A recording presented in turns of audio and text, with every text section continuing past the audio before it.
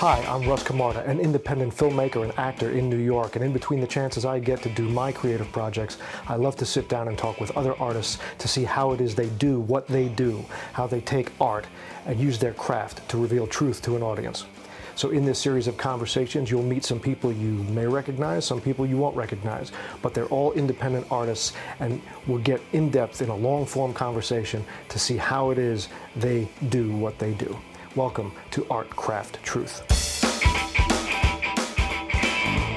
This time on Art, Craft, Truth, actor Geneva Carr, Tony-nominated actress for her performance in the Broadway play Hand of God.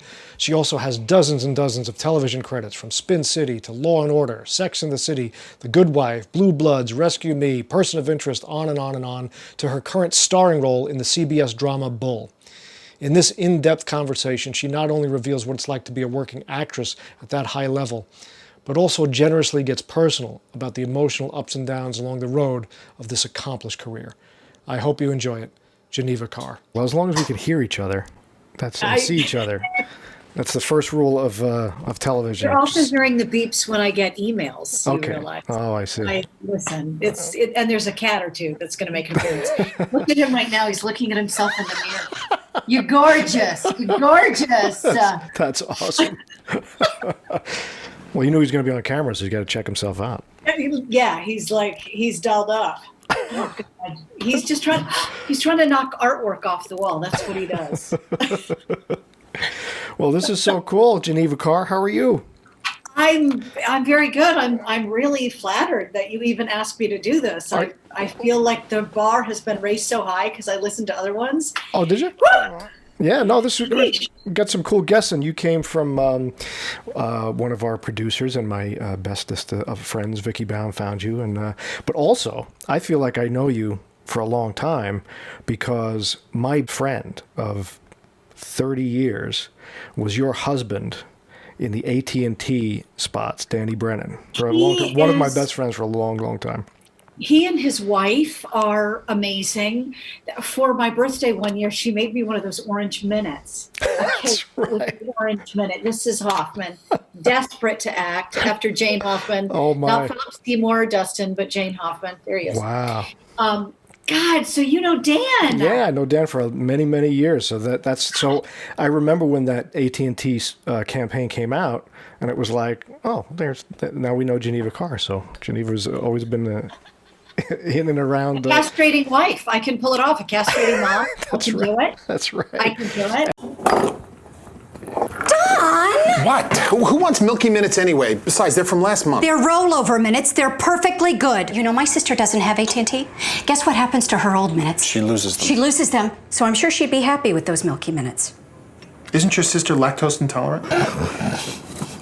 Only AT&T's Family Talk with Rollover saves your family's unused minutes. Oh, he was so good. That was a great cat. That went for a while, right? That was a long campaign. Well, what's amazing is it actually wasn't a campaign. It wasn't. That's how lucky we were. It was not a campaign. Oh. So we did not get the kind of money that, flow Wow. from progressives, but we were all allowed to do other things. Okay. Which for me was really important. We made very good money, not that kind of money, but great money. My apartment in Harlem, I used to say, was the house that AT&T built. That's right. And now I recently moved, so this is the one that Bull built. Yeah, exactly. And I think Dan went on. I think he went on to do Verizon after that. So it was like, wait a minute, how did he? But that was the deal. You could. So did I. I did a Verizon spot. That's awesome. Isn't that ridiculous? That's awesome. And the sad thing about that campaign was based on the family. Why we were never, turned into a spinoff sitcom, I don't know. But they switched directors mid-campaign. And that was their downfall. We had this Frank Tadaro, who's a very famous commercial director. You probably worked with him. Probably not. He's the best. Okay. And they ended up letting him go and going with a movie director. And I remember they called me into one of their offices and said, "Isn't this guy great?" Which means I can't say, I have to say yes. At that point. Hey. So he did the campaign focusing on the son. Oh, this is Eartha Kitt.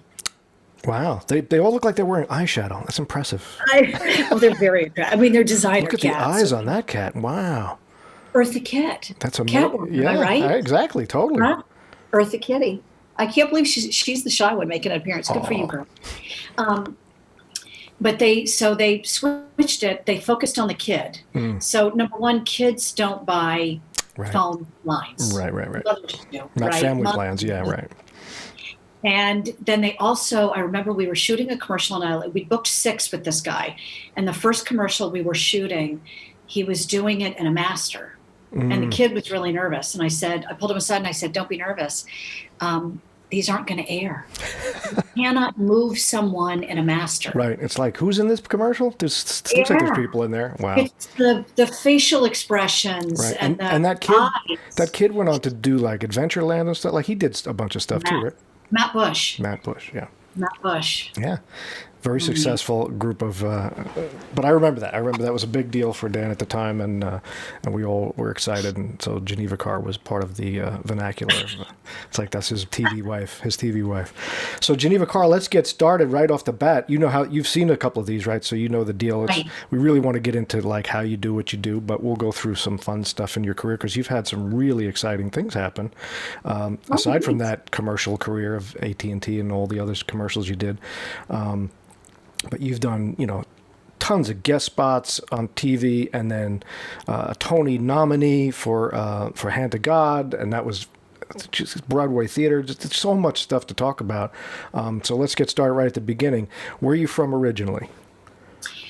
That's an excellent question, and it's a little complicated. I was born I thought that was the easy one. No, not with me. Born in Jackson, Mississippi, lived there for just a few months. Then we moved to Grand Rapids, Michigan. In a nutshell, I lived in 11 states before I graduated from high school. No, I was not a military brat. Okay. That's everybody assumes that. My dad had a hard time holding a job, but he was very charismatic, so he always got hired. Okay. And we moved endlessly. So, for instance, we lived in Birmingham, Alabama for 3 years, but during that time, I was actually in 6 different school districts. Oh my God. Because the rest, in New York, we think that everything is like New York City, where you apply to get in the school and you take your kid. In real America, it's wherever you're closest to. That's your school. That's right. And so we were always changing schools and moving around. And so mostly Southern, some Midwestern. That's why my my parents were from Michigan, so I sound like a newscaster. A couple of drinks, I sound like, Margery from Hand to God. Y'all wouldn't believe. So I've moved around a lot. And then I lived in France for several years. Wow. Once I grew up in my early 20s, I lived there for several years. And I still feel like that's a huge part of my personality. So what language is the best thing you can ever do for yourself. What does that do to what do you think that did to your soul and personality, all that moving? I mean, that's tough as a kid to be, first of all, forget the states, but just the school districts and friends, and it's got to do different things to you. Do you have siblings? I do. One is passed on, one is not. I think 2 of us, I have 2 older brothers. Okay. 2 of us were not shy at all. We'd land and say, I'm going to go make some friends. We just have a few weeks. We're out of here. Wow. So I was always surrounded by friends. I always had things to do. I loved that feeling of being popular, and I have a weird name. So there was the trauma. And also my parents never warned us. So we'd come home from school, get in the car, we're leaving. Wow. We never packed. We would come home and Beacon Movers would be packing us. Wow. We'd be out of there. So on the one hand... You sure he wasn't a bootlegger or something? Like the feds were on it? No, I don't want to get into it. He has passed on. Okay. But got into a lot of troublesome situations. Not kidding. So there was a part of it that was utter trauma and painful and sad. And I do have a great story for you later. But the other side of that coin is I'm not shy. I'm not afraid of a lot of things. And I know that no matter how bumpy the ride gets, I am going to land somewhere. Wow. And I think for an actor, for me personally, that has been great training. I mean, I never was homesick until I went on tour with the Vagina Monologues. Wow. I had never been, I just picked up and left. Sure. And I had lived in New York at that time, maybe 9 years. And I missed New York. I love this city. I love the diversity in terms of people and things to do, whatever your interests are, food, just the daily interaction with people who are different is really fulfilling. Well, we'll get to your eventual landing pad in New York, but just to stick with this theme for a second. First of all, you're right. Obviously, if you had that, and I think that's innate. I don't know what the family and parenting thing was like, but if you had an innate sort of courage and outward personality that you could handle those kind of moves, that's impressive right away. But it also, that's the whole actor's life. It's just no every day and different every day, and you don't know from 1 month to the next what's going to happen. So if you had that sort of built in as a kid, that's what an advantage. Where that comes from, I don't know. But while you're doing this, all bouncing around, do you get to? Was acting in your mind? Did you think you wanted to do that? Could you even do it? No, because my parents were not artistic in nature. They were both very intelligent, very well read. My mother read Agatha Christie every single book 3 times. That's the kind of thing. They were both crazy about history, but we didn't have a record player. I wasn't exposed to theater and the arts in those terms. I remember when the whole Tony Mishigas happened, and on the red carpet, they're like, "So, when did you love theater? When did you first see the Tony?" I didn't know what the Tonys were until I was an actor. Wow. I'd never heard of it. Broadway was not even on my radar. I wasn't exposed to it. So I came to all of that later in life. Wow. Which sometimes I regret, because I wish I'd, read Chekhov and knew Shakespeare, but it just didn't work out that way for me. So what were your interests as a kid? What were you thinking about doing? What did you want to do? Did you even think about that stuff? I wanted to escape, and I was always fascinated by foreign cultures. I remember I saw Jules and Jim when I think I was 13, which is a Truffaut movie, a very famous French film. That just changed my life, and I knew I had to get to France. Wow. I knew I had to make it there. I knew I wanted to speak the language. And honestly, in high school, that was my goal. Whatever I had to do, I was going to get to France. That's interesting. So right out of high school, you traveled? Right out of high school, you left? No, I actually went to college. I went to Mount Holyoke, which is a women's college, the first women's college actually in Massachusetts. And then my junior year, I went abroad, and it was everything I expected it to be. It was really hard, but really fun. And again, I tell young people, learn another language. It makes you understand your own language better. And it's such an interesting way to have to express yourself with a different set of tools. Right. So when you can be funny in another language, you speak it well. That's right. That's right. So it was my obsession, and French film, and just, I didn't know what I was going to do with French, and I really never wanted to teach. So after I graduated college, I came back, finished that year, and then I went back to France and I got an MBA. That's what I ended up doing. And what were you going to do in France? What was the... I don't know. There's something about young people, and I say that because I used to be one, where you just think you can do everything. Right. And I don't know that I had a concrete plan, but living in France, being able to navigate that system, I'm the first person to graduate, the first American person rather, to graduate that French business school. And it's the Harvard of France. Wow. Out of all the business schools, it's the second top rated. Yes, I'm bragging. I feel like I cheated my way in there. That's another story. I think acting skills were always there for moving. But I was the first American to graduate. And so there's sort of a high of accomplishing things that I hope all young people have, because it makes you try things that past a certain age, we get scared to fail, or we just don't imagine that we'll succeed. But there's a naivete that happens when you're young that, man, did I have in spades. Right. Well, I'll tell you one thing that I'm discovering now as I pass the 50 mark this past June, is that congratulations, 50's the new 30. Thank you. I'm swinging it. I'm hanging in there. So what I discover is that naivete comes back around, where you're like, I don't care. I totally agree. You let go of the fear again, and you're like, whatever happens is happening. I don't care. Like, I failed. I know what it looks like. I'll get back up. That's right. All right. So in France, so you're in the business world. I read somewhere that it was it banking or finance or something like that? Yeah, it was banking. It was finance. I worked in banks there. I did consulting while I was there. And then I ended up, following a man, which I don't recommend, but look, it worked out. I followed him here, and we broke up, but I fell in love with New York. Okay. And I followed this Frenchman, and he was coming here to do his military service, and I ended up getting my bank to transfer me here to New York, which was the greatest thing. Had you ever been to New York before? Was that your first? Oh, and I was terrified. Sure, it's scary. Oh, it was really scary. It was so scary. It was not what I expected it to be. And it's an intimidating city. We forget that now that I've been living here for so long.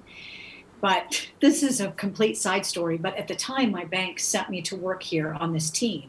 And the team was me and one other guy whom I could not stand. This guy woke up thinking about the stock market. And I really didn't. I woke up thinking about when my workday was over and what I could get done. And they had me live with him until I found an apartment, which was, they probably wouldn't let you do that today. Probably not. Believe me, had no intentions, trust me. Right. But I remember I fell asleep in his apartment watching a movie, and he was waking me up, and I detested him so much that when he woke me up and I saw him, I just started screaming in the middle of a night. Yeah, they helped me find an apartment. There you go. That'll do it. Yeah, that'll do it. So when does so you come to this big, intimidating place? Let's get to it. When does show business and acting even enter your thought process? Well, life is full of fate. And I made it back to America after having lived in France for several years. A friend of mine had contacted me because she'd gotten my mail at Mount Holyoke at college and said, hey, you have some mail. I want to send it to you. So 3.5-year-old mail I get. And in it is an invitation to a book signing. A man who had come to do a month-long workshop about teaching playwriting to children was in it. Okay. And this man had done a workshop in my high school, and he'd written a book, and he said, you're in it, and I'd love for you to come to the book signing. Now, this is 3 years later, and I turn it over, and the return address is around the corner for me.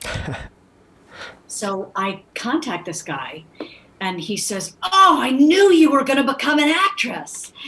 And I said, no, I'm a banker, but I just got this invite to the book that you wrote. It's Daniel Judas Galar. He is a writer and a teaching associate in schools in the city and actually all over the country. And he wrote this book. And we became friendly again, and actually very close again. And he took me to see a play at EST, Ensemble Studio Theater. Ensemble Studio Theater is an off-Broadway theater in New York City that at the time was in the scariest block of this. I mean, I saw a crack vial. I didn't know what it was. I thought it was like a thermos for Barbie. Was that Was that the theater row off of 8th Avenue at that point, or was that? No, that's it, right on the corner of 11th Avenue and 2nd Street. Right, all the way on the west side. Yeah, it was scary. It's much better now, and that's actually the theater that developed Hand of God. Wow. But so he takes me to see the show, and I could not believe it. I couldn't get over, because I'd been exposed. I had done plays in high school, but I hadn't been exposed to seeing live theater. Mm. The only thing I'd ever seen was Yul Brynner and King and I? Yes, The King and I, which Wow. was amazing, but it's a very different theatrical experience. Right. I don't sing, and it was wonderful. But when you're in one of these black box theaters in New York and you're standing 10 feet away from people Right. and watching them live, Yeah. I'd never seen anything like it. I was just in awe. And I remember at the time, Annie O'Sullivan, who's a terrific actress, was in the show. And afterwards, we got to meet her. And then I remember she got on her bicycle and just cycled away in New York City. And I thought, God, stars just cycle home. It just seems to, I didn't realize she couldn't afford, a cab ride after doing off-Broadway theater. Right. But at the time, it just seemed so glamorous. Wow. Yeah, that's what people don't realize. And I hope once all this nuttiness settles down, people remember what that, if you haven't experienced live theater, for folks out there in an audience, and a lot of people aren't growing up with that because of these screens in front of them. That's an energy you can't manifest. I mean, it's someone is having a truthful experience in the same room. That the stakes are so high for that thing that you'd never be next to. It's incredible. It's just witnessing it in a very different way. I know that when we watch a screen, we're the fourth wall, Right. but in theater, you're part of the performance. Yeah. That's why every performance is different, because on stage, you feel them living it with you. Yeah. And as an audience member, I'm sure you, like me, have seen things more than once. It's a totally different experience. Sure. You can feel it a different way because who you see it with matters. Yep. And it's also amazing how it can be so personal. Go Back to Where You Are is a show I saw at Playwrights Horizons. David Greenspan. Do you know him? No. He is an actor, and I would call him more of a performance artist. Okay. But this particular show was about an angel coming from heaven and helping someone transition in order to earn his place in heaven. And he comes as a woman, as a little old lady to guide people, but it's played by a guy. That's great. No costumes, no clothes, just mannerisms. Right. And I remember just feeling like it was the most amazing thing. And I was on a date one day, no second after this one. And I was sobbing because it was just so truthful. And he felt nothing. And I thought, never see you again. I felt it. Yeah. And he was like, yeah, I could tell. Yeah. Flag number one. Did you have any empathy for what's happening here? Okay. Sociopath. Yeah, forget it. Forget it. All right. So back to the story of living in New York and why I became an actor. Yes. EST. I saw another play there. I'm going to forget these names. Victor Slazak. Do you know Victor? You guested on Bull last episode. All right. Suzanne Shepard. She was Camilla's mother in The Sopranos. Okay. Oh, right. Okay. Frances Conroy was in 6 Feet Under. 6 Feet Under and everything else. Everything, yes. But they were not known to the degree they were now, nor were they anybody to me. Right. But again, at EST, I go see the show. It's in their tinier space. There are literally 7-8 people in the audience. I see these people. And it's about a man putting his wife in a mental institution. Lady on a High Wire, it's called. And Suzanne Shepard plays the crazy woman there, making this man understand that this is where his wife has to be, or not. I mean, we're talking about 20 years ago. I'm not really sure what it was about. But all I know is that was the impetus in me that I had to do what they were doing. Because they were so truthful and empathetic, and it gave witness. I mean, in my life, my dad spent a lot of time in mental institutions. And in life, we don't share these things in the same way. So I've never said that. But when I saw these people figuring out what the answer was, why they were feeling that way, why release guilt, it just broke something open in me that I wanted to give that kind of witness to people. Well, I'll tell you, you couldn't have explained the job of the artist any clearer than that, because if anybody wonders what we do or what we're trying to do, that's the whole point, is to present something truthfully in sometimes painful, but in a safe environment so that other humans can see it, hear it, feel it, empathize with it without having to, suffer the slings and arrows of it, and that's what we're trying to do. And so that moment inspired you to do that. Yeah. So from walking out of that theater with that feeling in your soul and heart, what's your steps? What did you do? I took a beginning acting class with an actor and playwright and teacher named Chris Arasso. And it was the kind of acting where, oh, you're holding the coffee. Oh, it's too hot to touch. And he was wonderful. The class was wonderful. And he pulled me aside and said, "Why are you here?" And I said, what do you mean? I'm a banker. I just thought I would consider this. And he said, "I don't think you need to be here. You know the coffee's hot."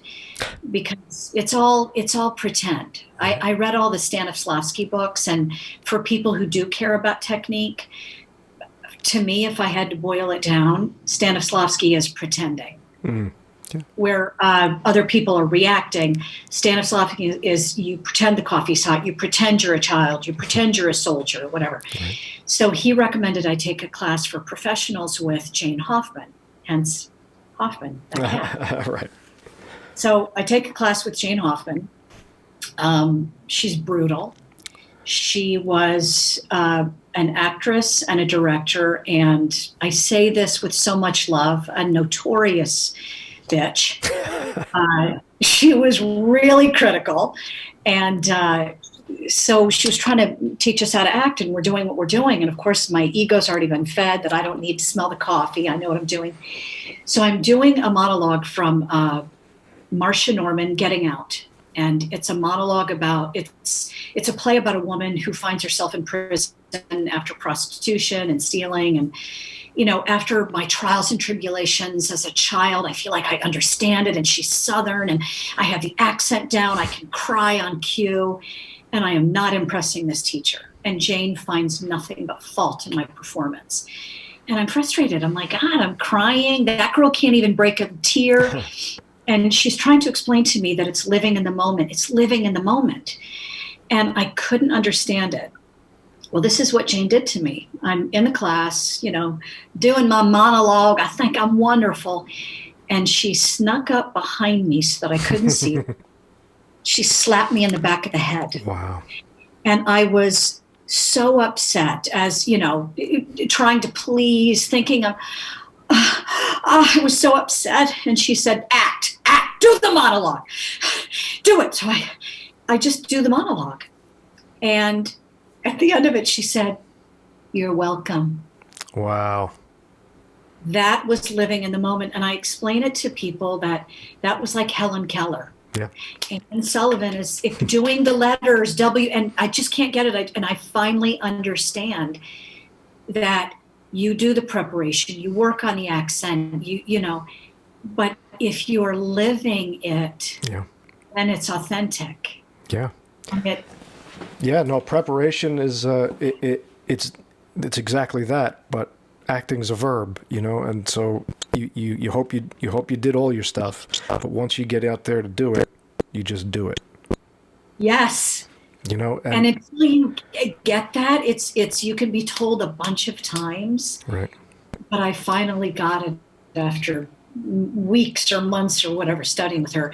She ended up becoming one of my closest friends ever. I, helped her to transition into the actor's home in Los Angeles. Wow.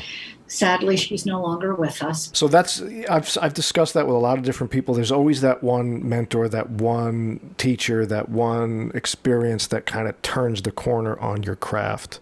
And for you, it was her.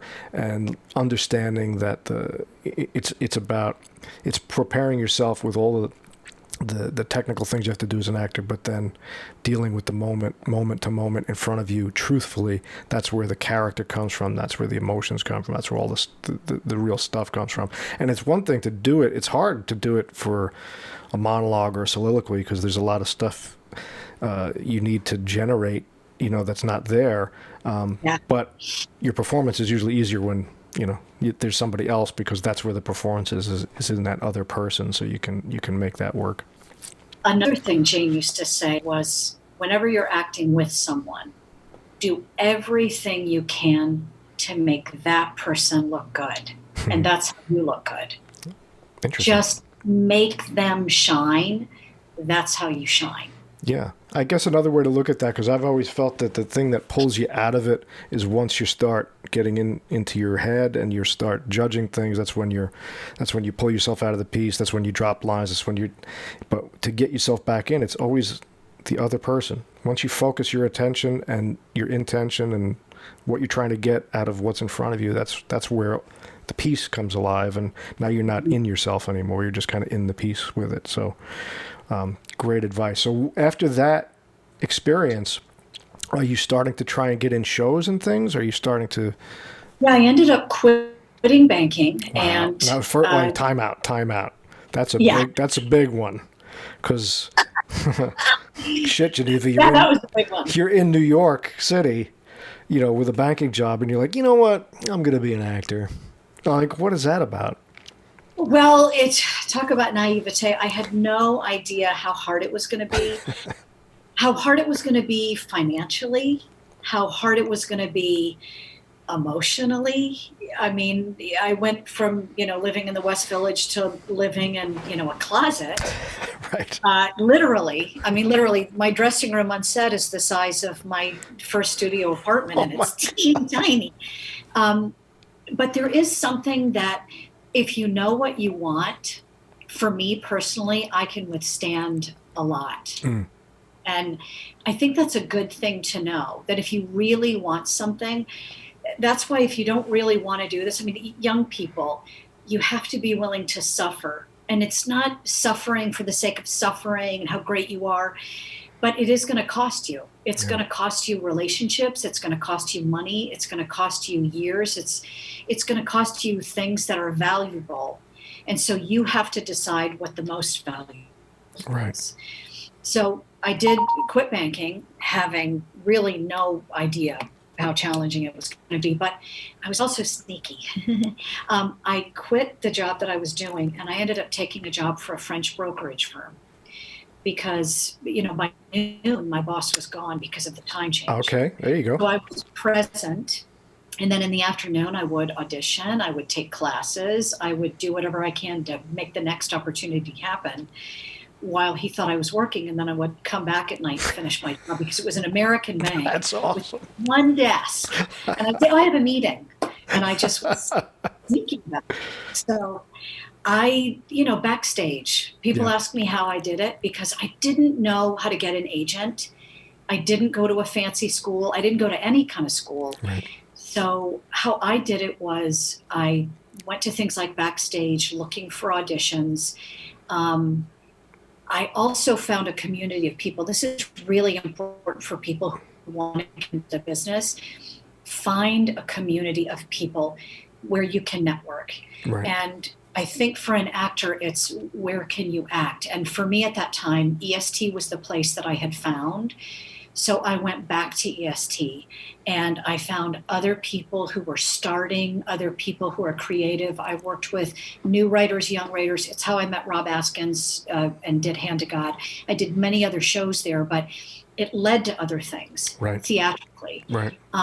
The other thing I did personally is I really wanted to do commercials. At the time, I didn't know. Why did you want to do that? Just for the cash, or for the, because it was lucrative, or because it seemed fun, or what was? It is. It can be lucrative. It is less lucrative today. Right. That's for sure. I couldn't afford to go to college, and I thought that it would be good film training. Okay. And it ended up being the best training. Sure.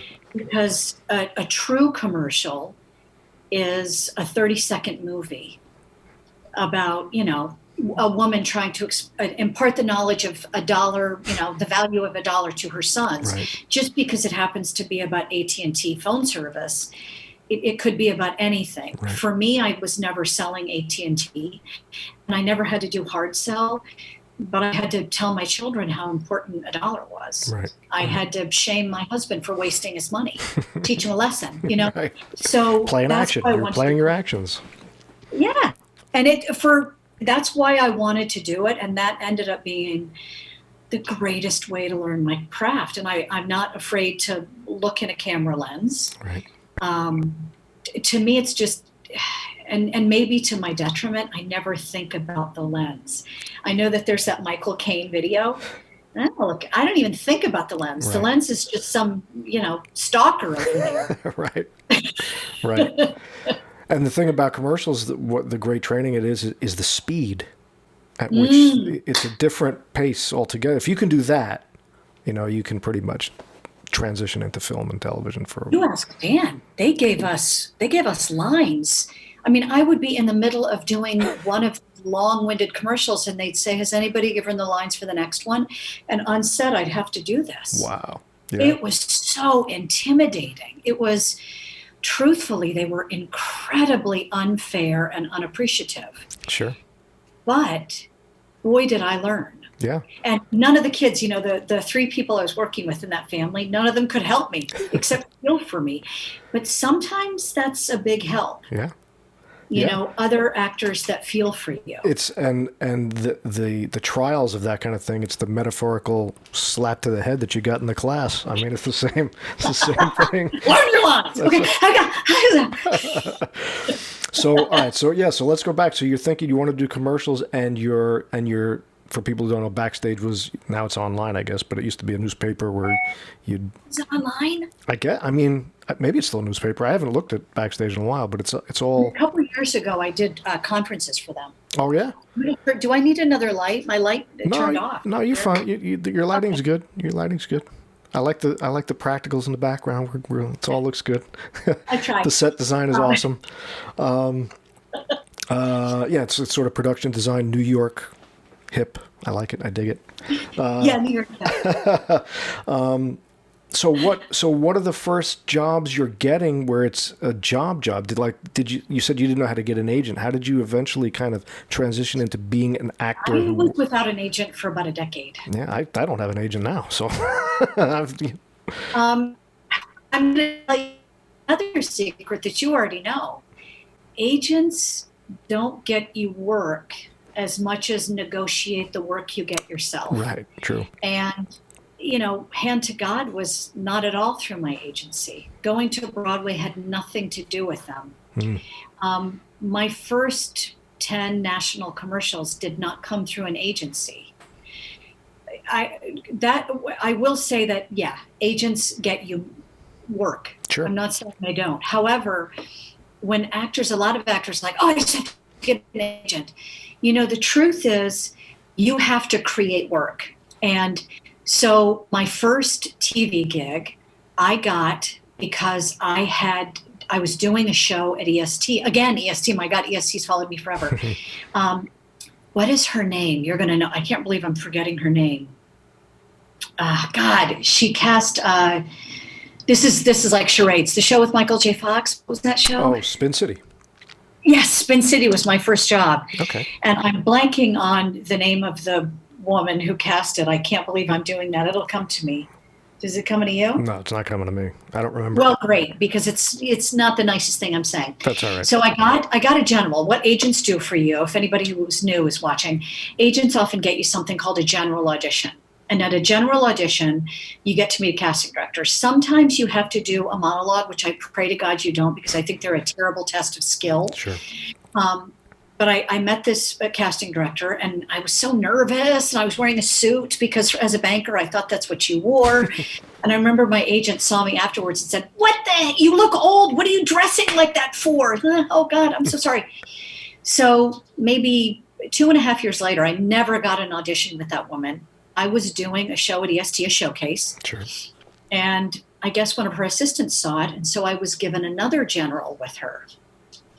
And when I walked into the room, she said, "I don't know why you're here. We've already met. I know who you are." Because I had made no kind of an impression. Right, and right. I said, "Thank you so much for giving me a second chance. It really speaks volumes about you." Knowing that people can grow and change, and I'm a better actor since I last met you. And she said, you kind of have to say you're welcome after that. Right. And she said, "What are you better at?" And I said, everything. Give me some sides.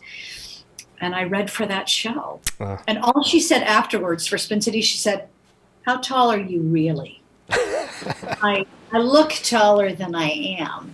And that's what I said. And I said, I'm 5'2" and 3/4, but I look 5'3". And I got that job.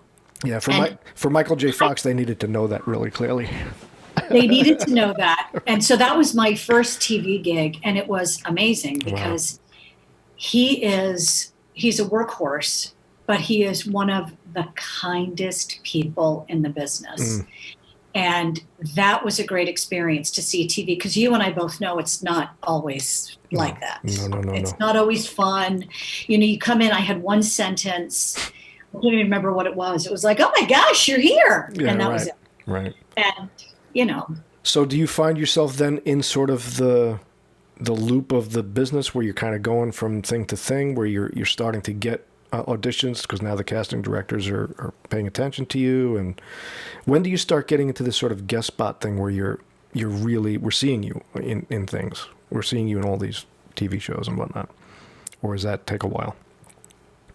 You know, as every actor knows, it really ebbs and flows. Yeah. I remember at the height of auditioning, I one day had 10 auditions in one day. Wow. And you couldn't possibly make that happen in New York. I mean, in Los Angeles. No, in Los Angeles, forget it. Yeah. Because in New York, I was like, I'm going to go to Beth Melsky, which is commercials. I'm going to pop over to this one for that. I'm going to head up to Times Square and get to James Kaleri. You could do that kind of a thing, and you could time it just right. And I think because I did commercials and legit, you know, which is TV, and film. Right. Voiceovers came later in my career. I think I just, again, telling actors, sometimes actors have this thing that commercials are easy or stupid or not important. And, you know, if that's how you feel, that's great. But I know that there are phenomenal performances in commercials. I mean, your friend Dan and I are a sitcom husband and wife. Absolutely. You know, Everybody Loves Raymond. What about the AT&T family? That's right. You guys were great. But that because we were actors who took it seriously, that's why we booked like crazy. And you get on a roll of opportunity. And apparently they say that for every time you book a job, you are called back either 50 to 100 times. Is that right? They say statistically that's true. So it's that proof of concept. You know, the whole business wants to not be the first one. So if somebody hired you, then everybody else will jump on board. So you got to get that first one or two. Yes. I was just watching this thing this morning about Rent, and they were talking about the original production and how, you know, these people were nobodies. I bet they weren't. I bet they weren't known buddies. Right. But I don't believe they were, you know, brand new to the business. No. Yeah. I really doubt that, because New York is full of people who've been working 20 years for their big break. Yeah. And, you know, I'm proof that it does happen, and it does, you know, happen after 40, which is. Well, we'll bounce around again. I say this a lot. We'll bounce around the timeline, but since we're on that, let's segue to that. Let's talk about your big break. Was you rearranging furniture? I can. That's awesome. Does she play? Does she play the piano? Because that's. Look at that. That's awesome. So what was your question? So now we're gonna get to We're gonna get to the big break before the cat breaks the thing there. Was it? So you're making the rounds doing commercial stuff, and theater is always in. I'm doing TV stuff. I'm doing a lot of commercial stuff. I'm getting my, you know, periodic guest stars. I've done every single Law and Order. Right. I've done them more than once. The ones that didn't even end up working out, you know. And theater. One of my first jobs ever was a Chris Durang play, and that's a great story. But I couldn't get a break in the theater. It was very difficult because theater is very tight, very snobby. I mean, I hate to say it, but they're the kind of people that think commercials aren't real work. Right. And so I often got second-class treatment by some of my theater friends. I hate to say it, but they didn't think I was a serious enough actress, or you do commercials. I remember I was doing a play regionally, and they were talking to the cast about moving to Broadway. And one of the actors, whom I dearly love, and that's fine, he was like, well, we all want to do it, but Geneva does commercials. Does she want to go to Broadway? And it was like a dagger in my heart. Wow. And it was, so I did feel a lot of resistance, to be honest, that I couldn't get in the big doors. It was tough. I wonder if it's still like that, the way the environment and just the way media and everything is different, if there's still this sort of theater snobbery. I don't think there is. It's always going to be a problem for theater and for film and television, and we both know it, is that you have to fill seats. So it's why they often go with a celebrity who may not be perfect for the role. I went in to audition for something at on Broadway for MTC, and a friend of mine was the reader. Actually, it was a friend of mine's girlfriend. And she told him that after my audition, they were like, oh my gosh, she's incredible. And then after the celebrities audition, the casting director turned to the team and said, she's not the best, but this wasn't her best work, but she's wonderful. And I did go see her in Broadway, and she was absolutely wonderful. I'm not saying she wasn't terrific, but they do often have to make those choices. It is show business, so you gotta fill the seats. All right. So did the doors open at some point? These big doors? Well, the way the door opened is a very roundabout way. Again, I was doing a showcase at EST of Hand to God. So Rob Askins, who is an incredible playwright and now a television writer, wrote a play for Stephen Boyer and myself. He wanted to do a play about a mother and a son. He liked us both, and he came up with Hand to God. And we did half a dozen readings of this. And I remember we had Marissa as our director for that sixth reading, and I knew we had magic, because Marissa is the kind of director that he will sacrifice a laugh to tell a story. So it was less slapsticky, but more meaningful. Right. And we ended up, that show was a showcase, and then it was a mini contract at an off-Broadway theater. Then it went to off-Broadway at MCC, and then we went to Broadway. So my way of getting to Broadway was through a very roundabout way that our producer, Kevin McCullough, and MCC just stuck with the team. Well, let's take a tangent here just to go back to a point you made earlier, which is, and this is really important. He wrote that for you. He wrote that with you in mind, and Stephen Boyer. So the idea of increasing your circles, and always what you called it before is this network of people, being people of like mind, regardless of what tier in the business you're on, but always never burning bridges, and always kind of increasing this sphere of artists that you're with, and being good and doing the work and being reliable and doing well. When those things happen, he's thinking of you. And that story becomes more complicated because I was released when they were moving. I was called by the director. You're amazing. You've added so much to this. We would not be moving, but we're going to have to move on without you. I was never given an answer as to why that was, but I'm smart enough to know they probably had an offer out to someone who's going to bring in seats, bring in people to seats. And of course it hurt me, but I remember at the time, and this is how I truly felt, and I was so grateful for the opportunity to have done what I had done up to that point and developed this character. And I said, I get it. I am so happy for you. I will come see you, and I will always support this show. And I don't know what happened, but the director called me, I don't know when the decision was made, weeks later.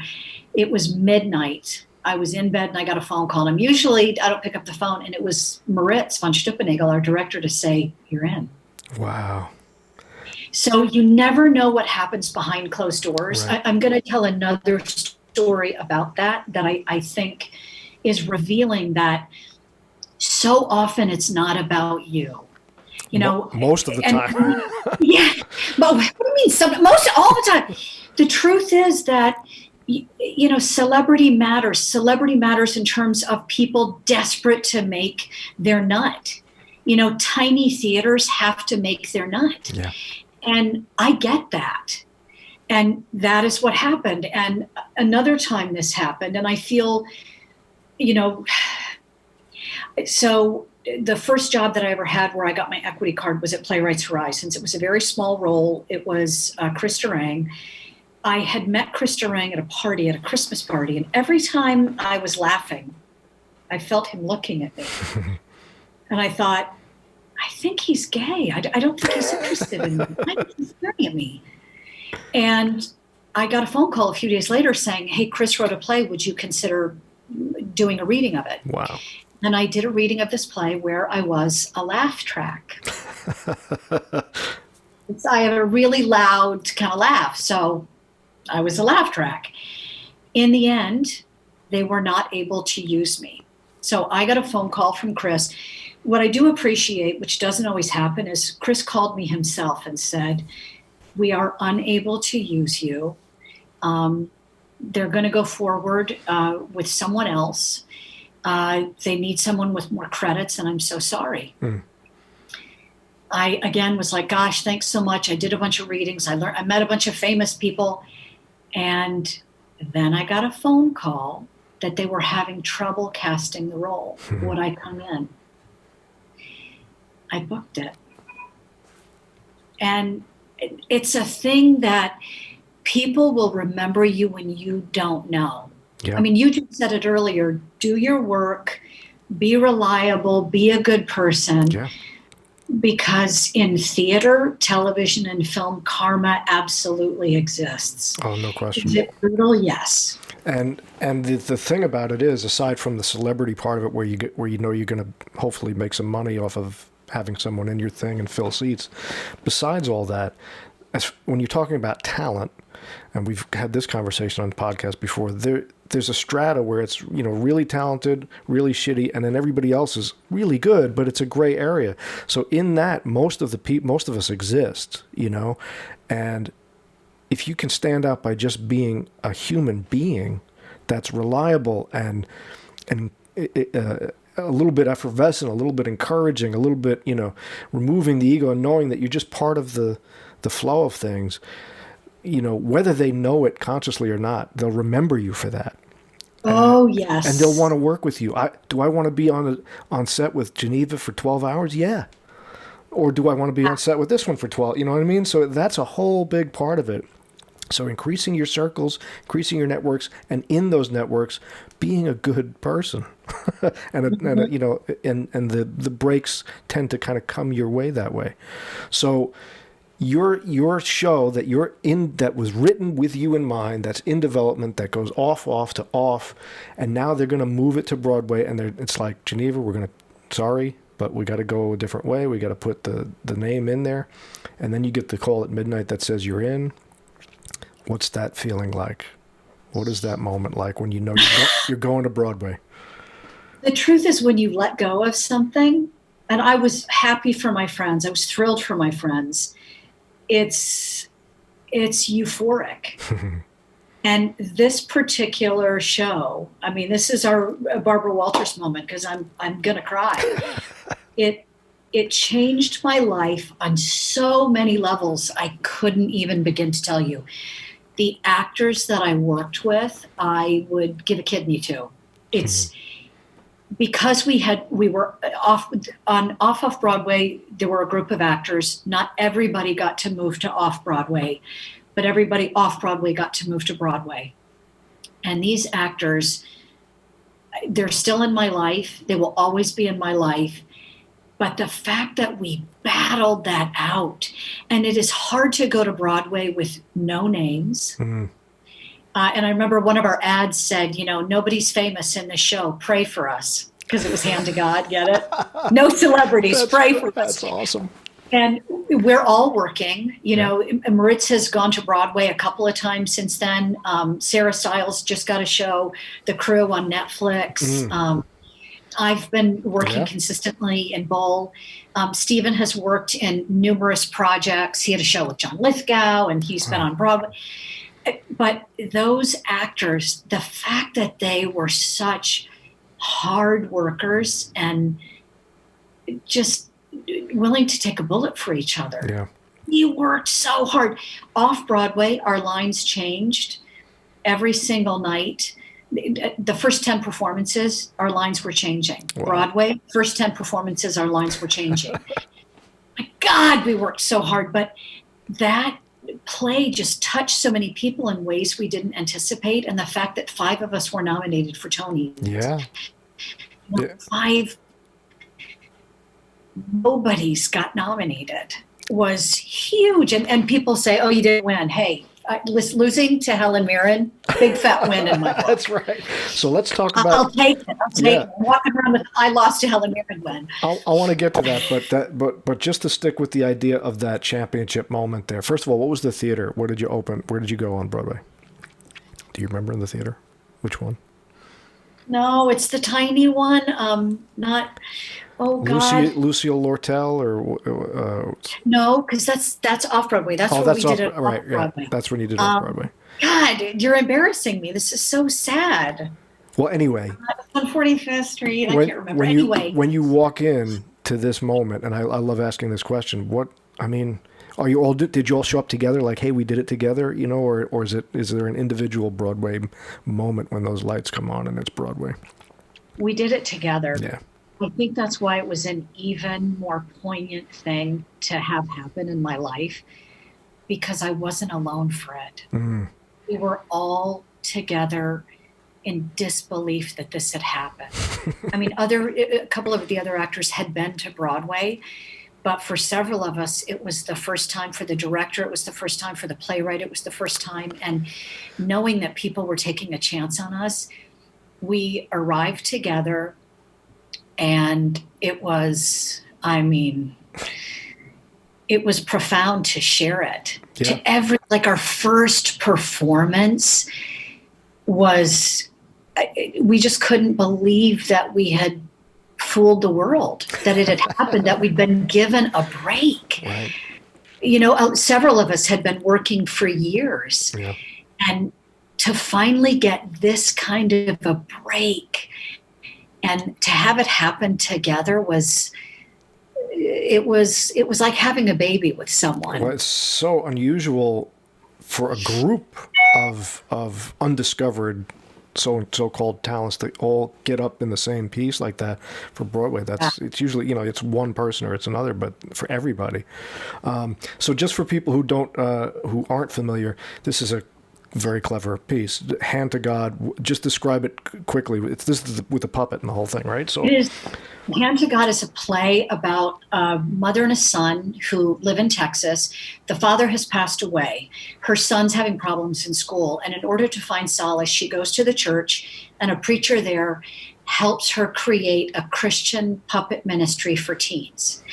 And so she creates this ministry for kids with hand puppets, and her son is either acting out or possessed by the devil, and it's up to you to decide. Okay. There is an inappropriate relationship that she has with one of the students. Her son has his sexual awakening through a hand puppet, and there is so much pain in the play about grief, how we close each other off, and in the end, they find each other, the mother and the son, and are able to move forward. And it is so profound and so funny that it's hard to even, we had people faint on numerous occasions. Really? Because it was very violent. Yeah, there was some graphic sex. I didn't even know what a tossed salad was until Hand to God. I was like, what is that? And they're like, oh, Geneva, don't even ask. There was some really violent moments because my son ends up having to remove the puppet. And because the puppet feels a part of him, he has to do damage. And I, in turn, get injured. It was at one point in one of the shows, I actually slipped on a telephone cord on stage and hit my head and blacked out. Oh, my God. Yeah, it was really scary. And the stage manager has us on camera so he can see. And apparently I flew in the air like a flying squirrel, landed flat. Stephen, who plays my son, thought that I had broken my kneecaps. Oh, my God. I come to in under 30 seconds, and I realized I'd been holding a body part because something happens in the play. Right. And I see just as that body part, it's a finger, rolls off the stage. And suddenly I realize where I am. So I just start moaning in pain, and we're back on. Wow. It was, and the stage manager said I was waiting to see if I was going to bring the curtain down. Oh my and God. Afterwards, friends of mine in the audience said that choreography was so good because I just flew in the air. But theater's live, Yeah, and you just no kidding. go for it. God, I was in the best shape of my life.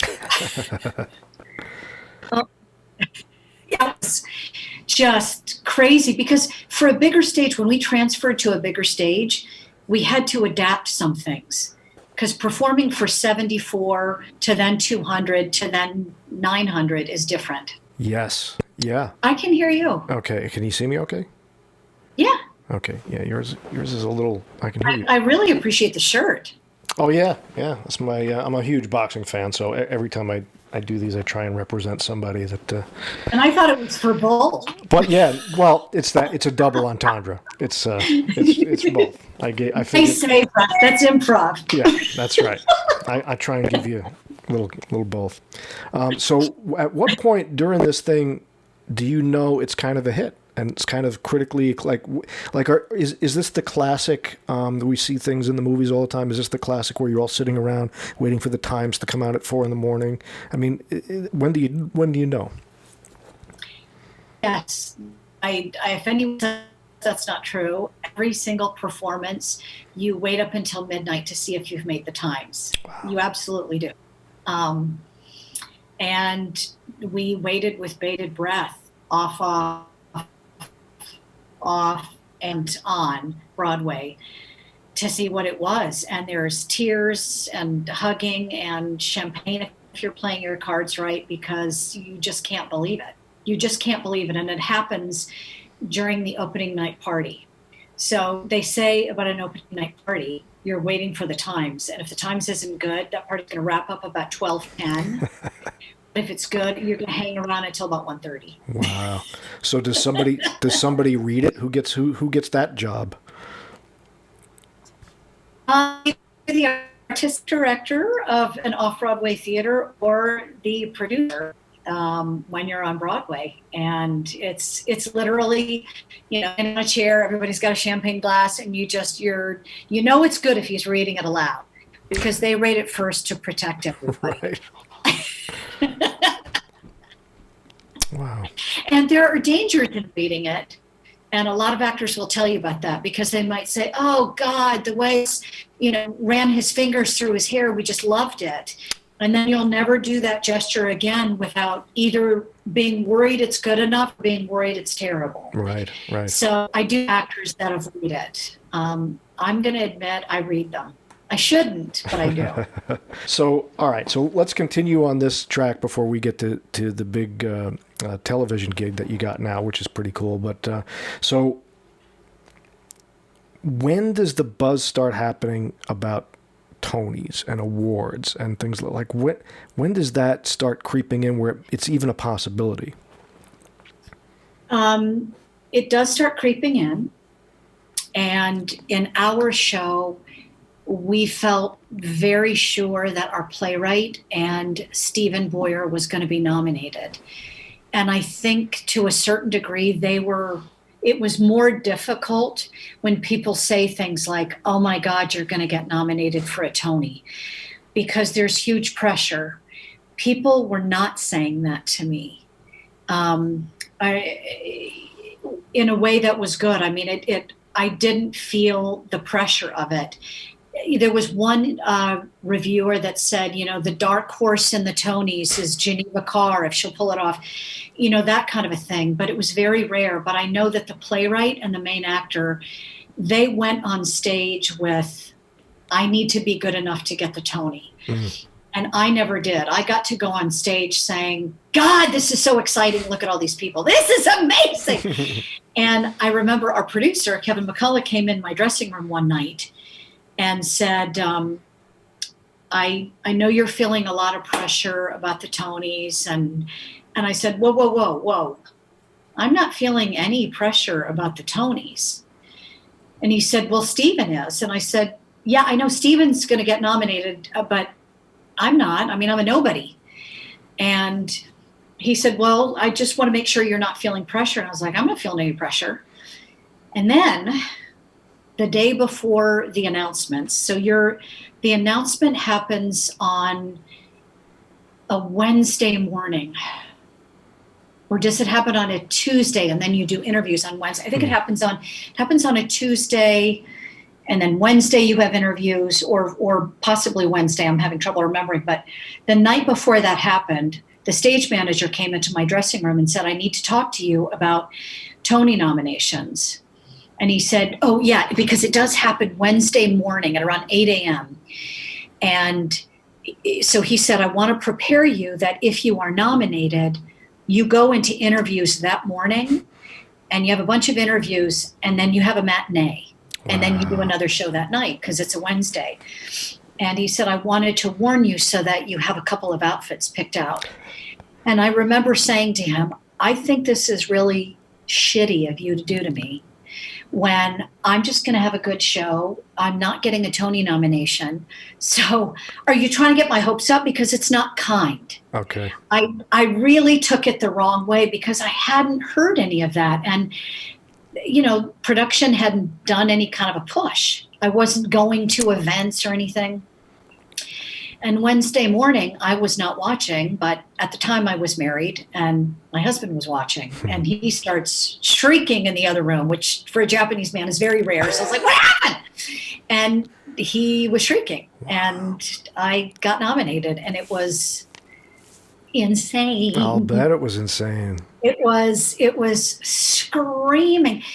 Also because there had been many other award seasons with this show, and I had never been noticed. Mm. And it's that thing of, I always felt like it was just, it wasn't in the cards. I wasn't noticeworthy. Or maybe the part wasn't big enough. Unfortunately, as an actor, you often take it upon yourself. So of course I thought, I'm not good enough. I'm not young enough. I'm not pretty enough, whatever I thought it was. I'm not talented enough. It was an utter shock. Wow.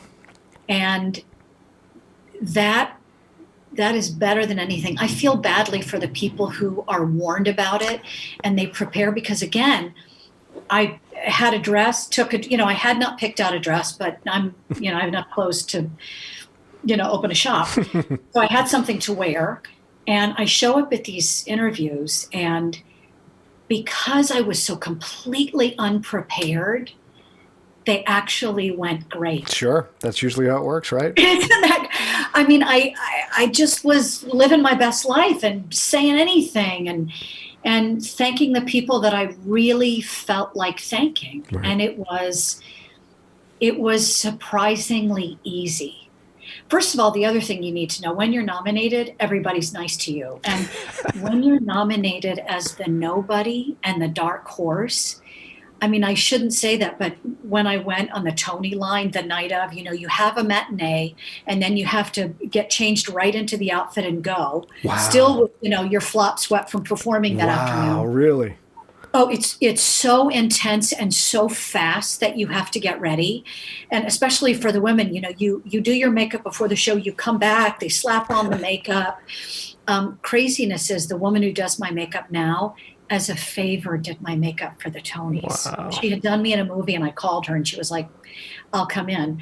So I go to do the lineup. You go through this gazebo of interviews, and I cannot tell you how many interviewers, after the camera was off, said, we're pinning our hopes on you. Oh. You're our girl. And there was something about being the New Yorker, the unknown, just the nobody. This is embarrassing to say, but I got about 800 messages the day I won. Kids I had babysat, people I hadn't spoken to since grammar school. Wow. And that's the amazing thing that social media allowed. People that would have no other way of contacting me, the amount of goodwill I felt Right. was just... Well, I was going to ask you that question because you mentioned earlier about when you guys went to Broadway, it was the idea of sharing it. And there's something about, like that movie Into the Wild, there's something about a life worth living is the one that you can share. It's not worth it if you can't share it. So you're married at the time, so obviously you have a spouse. But is there family? Like who gets to enjoy this news with you? And is that part of the experience? God, I'm going to say something that I really shouldn't say. My husband couldn't share in it. So this is terrible, but my marriage ended. In this whole period, at that whole time? A week before the Tonys. Wow. I've never, ever said it because when it happened, the group of actors that I was working with and production, particularly Kevin, our producer, had my back and said, this isn't the first time. It was very hard for my husband. He could not share in it. He is a very talented architect who craves recognition. Sure. And he couldn't take it and he walked out. Wow. Yeah. Well, I mean, that's another thing. That's very brave of you to say. And I'm embarrassed to say it. I couldn't even tell my friends at the time. I waited about a month after the Tonys. But it's not unusual, particularly for men who aren't used to a spouse in the industry. What we do is it's different for civilians, you know, and particularly I think men sometimes don't understand and can't handle some of that stuff sometimes, and it's difficult, I should say. So I'm sure there's a zillion other things involved, but I can see. No, there are no zillion. It was one thing. Wow. I'm not kidding you. It was I'd only been married a year, and it was something that I think that you learn who your friends are. Sure.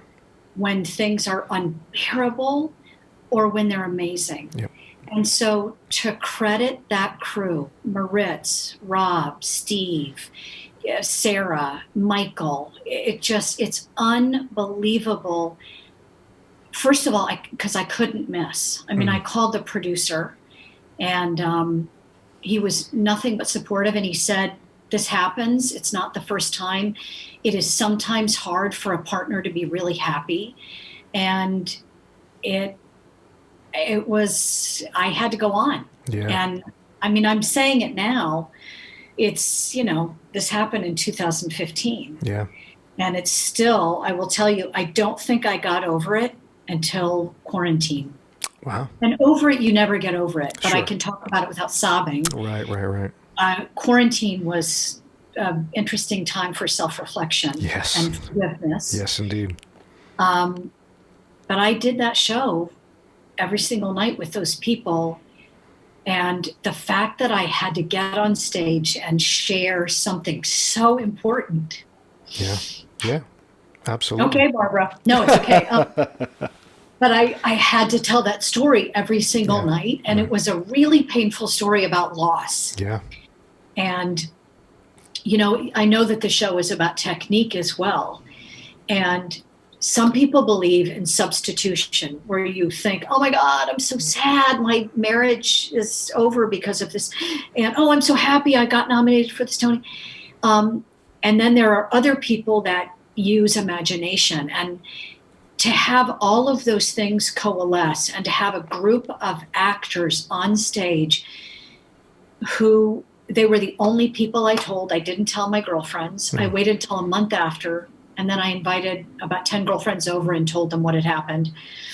I had to hold it together, but I had this outlet, and I had a safe space, and I had people who were sharing with me. Right. They were supporting me, and it was, I mean, I say to people, it's the greatest thing that ever happened then, and the worst thing that could ever happen. Because a marriage is, it's like a death. I understand. It's not like a boyfriend. Yeah. It's a lifetime commitment, and it was really painful. But those two things, it was this seesaw. Yeah. And it also, I wasn't nervous about the Tonys because all I took from that was the good. Yes. I didn't take the, oh God, if I don't win. Right. Because it didn't matter. Yeah, I just had to keep myself afloat. Right. Well, I'll tell you what, I mean, I understand to a great extent. I was married for a long time and went through a divorce, so I understand the grief and loss, and particularly when you're the one responsible for screwing things up and whatnot. I totally get that. But the byproduct of what you did, what's awesome to remember, aside from the fact that you're sharing this with these people, the personal stuff that you're accessing into that you're integrating, whether you're actively using a substitution or a sense memory, or whether it's just sort of informing your stuff to tell the story. The great byproduct you have to remember that is happening is the truth that you're putting into that story is being given to those people out there who paid to see that. And all of that stuff that's happened to you, that's informing that, is being shared with, 1,500 other human beings who are now going to take that, just like you did on 11th Avenue in whatever year, and inspire. There's a circle that closes, and so the pain and the transition of one human being shared through the art and craft of another human being to a whole group of other people who are totally anonymous. That's an incredible synergy of life. That's what we do. That's what we do. That's what we do. Every performance I've ever seen that has touched me, I know that those people communicated that to me in whatever medium. Right. We feel it in film, we feel it in television, we feel it in theater in probably a more visceral way, because there's less artifice, or maybe more artifice. Right. I guess that's the argument, but less proximity. You're I mean, you're right. If you're lucky. Well, that's a beautiful thing, and it's a blessing that you, as difficult as those things happen in life, it's a blessing that you had that thing to channel stuff through. Oh, hand to God saved my life. Wow. Hand to God literally saved my life and literally moved me forward. Obviously, the job I have today is from that. Right. It led to so many things, and it led me to appreciating things. Yeah. I think as an actor, everything in life is so fleeting. I mean, we're living in the middle of this pandemic, and we haven't really addressed it except, vaguely to say we've been thinking about things, but nothing is forever. No. Even thank God this pandemic will end one day. Right. But, life, I mean, relationships, you asked earlier about sharing it with family. My parents have passed on. I don't have anybody. Yeah.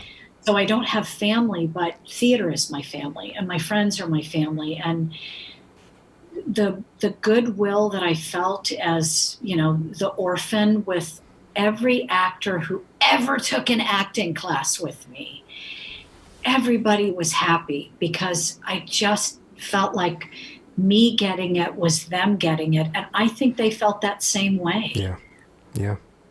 Yeah, no, I feel it. I all my parents are gone, and there's this constant search for like-minded souls to share things with that you normally wouldn't, or you can't share with others that have since gone.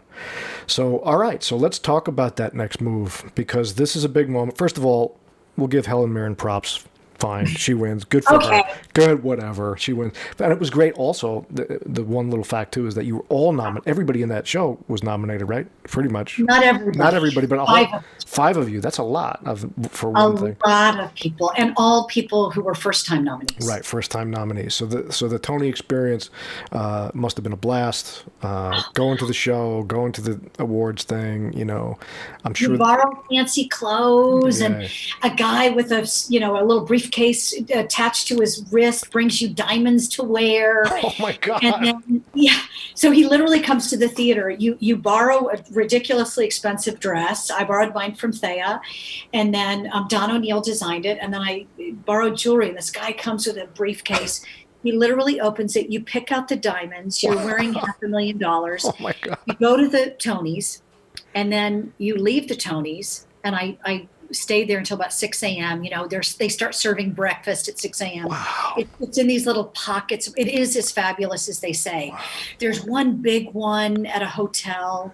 Then there's another one at a ball. There are 3 different ones. Wow. And it's just unbelievable. So you're eating omelets at 5 a.m. and then you go home, and then around noon, bing bong, and a girl just in a sundress and a jean jacket comes to get the diamonds.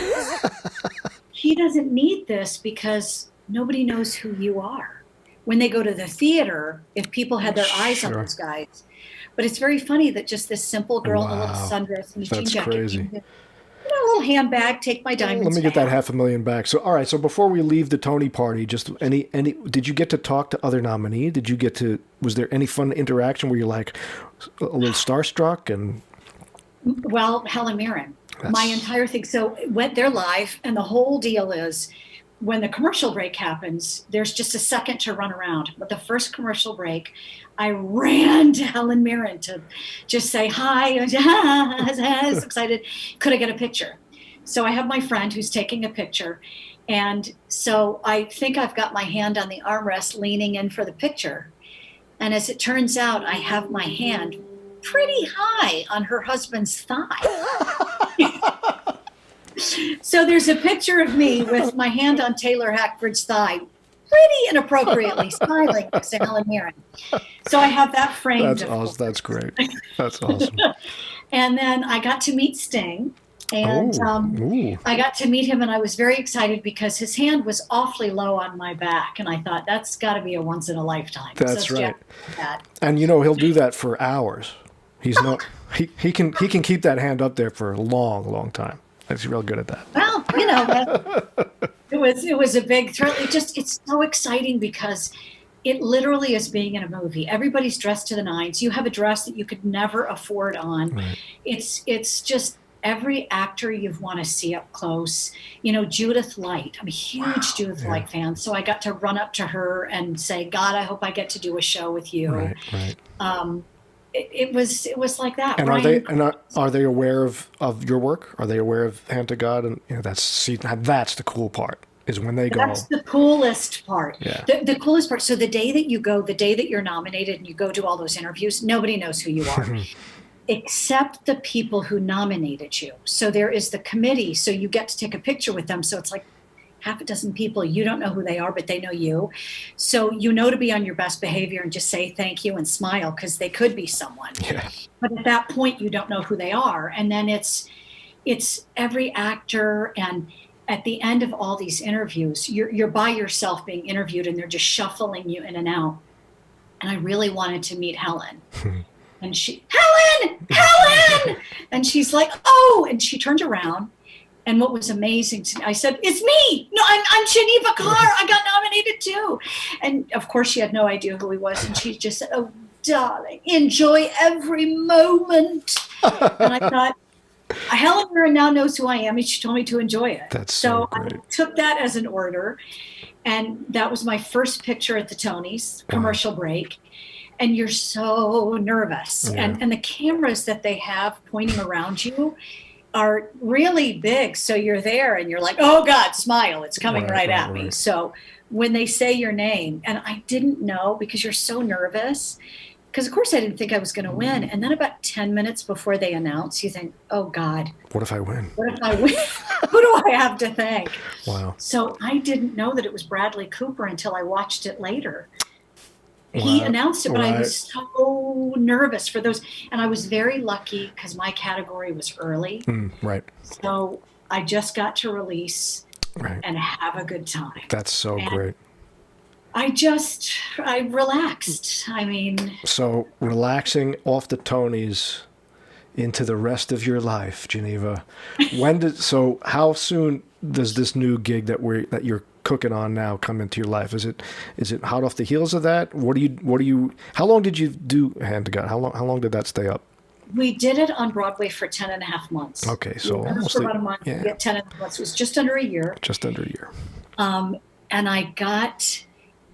while I was doing Hand to God, I booked another pilot and had shot it.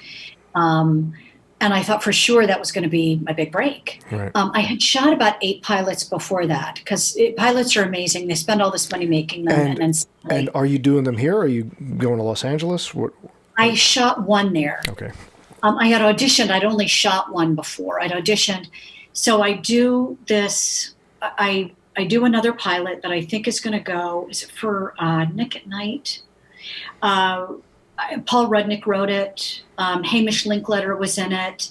It was fabulous. I thought for sure they gave me a Christmas present. I thought I'm in like Flynn.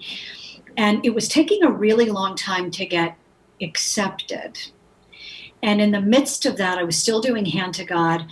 I got an audition for another job. And you're not supposed to audition if you're holding for something. Okay.